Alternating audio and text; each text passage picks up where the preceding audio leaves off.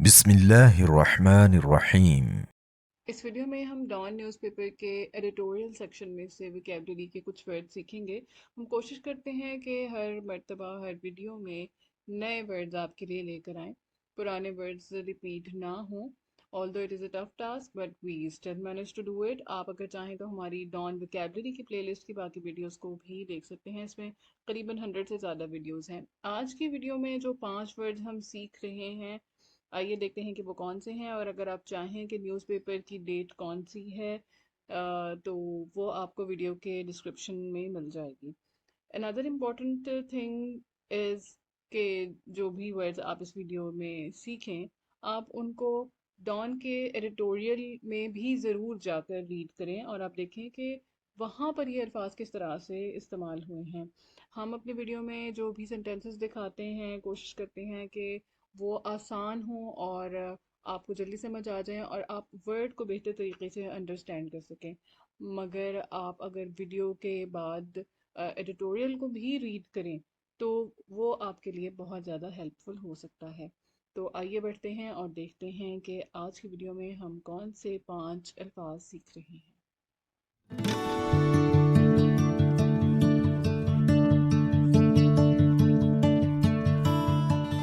پہلا لفظ جو ہم سیکھ رہے ہیں وہ ہے مسو۔ مسو کا مطلب ہوتا ہے کہ کوئی official letter, a letter especially a long or official one۔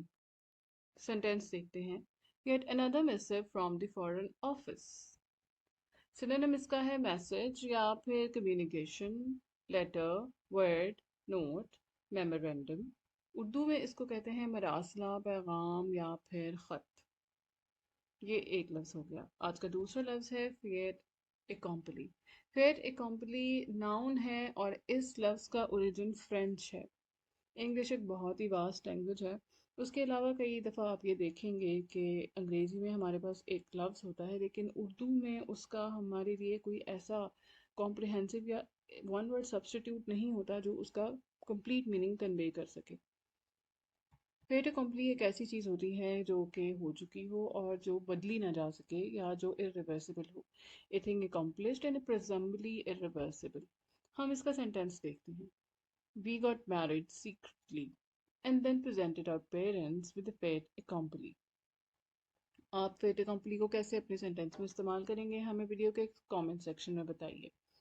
اس کا سنونیم ہے cold hard facts، done deal، کوئی انجام شدہ عمل، اس کو ہم فیٹ اکمپلی کہیں گے۔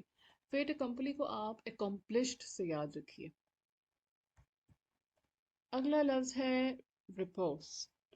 یہ ناؤن ہے اور اس کا مطلب ہوتا ہے response, quick and clever reply especially to criticism، یا a course of action that takes place in response to something that has happened۔ ہم اس کا سینٹینس دیکھتے ہیں The US delivered an early riposte to the air attacks۔ ریٹورٹ اس کا سنونیم ہے اور کوئی جوابی کارروائی اس کو اردو میں کہیں گے۔ یہ آج کے 3 لفظ ہو گئے، مسو، رپوسٹ اور فیٹ اکمپلی۔ کالجیلٹی، اس لفظ کو یاد رکھنے کے لیے آپ کالج سے ریلیٹ کیجئے۔ کالج جہاں پر بہت سارے لوگ اکٹھے ہوتے ہیں، اسی طرح سے کالیگز۔ تو کالجیلٹی جو ہے وہ ہے the cooperative relationship of colleagues۔ There was a spirit of collegiality among the players۔ چیزوں کو یاد رکھنے کے لیے آپ ان کو کسی نہ کسی چیز کے ساتھ ریلیٹ کر لیں تو وہ آپ کو یاد رہیں گی۔ جیسے پچھلے لفظ میں نے آپ کو کہا کہ فیٹ اکمپلی کو یاد رکھنے کے لیے آپ اکمپلشڈ سے یاد رکھیں، یہاں پہ کالج کو ذہن میں رکھیں اور کالیگز آپ کے ذہن میں آئیں گے اس سے کنیکٹ کرتے ہوئے کہ جہاں پہ بہت سارے لوگ اکٹھے ہوتے ہیں، ایک ساتھ کام کرتے ہیں اور ایک ریلیشن شپ ہوتا ہے کوپریشن کا، تو اس کے لیے کالجیالٹی کا ناؤن استعمال ہوتا ہے۔ There was a spirit of collegiality among the players۔ سنونیم اس کا ہے یونٹی، سولیڈارٹی، اردو میں اس کو کہیں گے اجتماعیت۔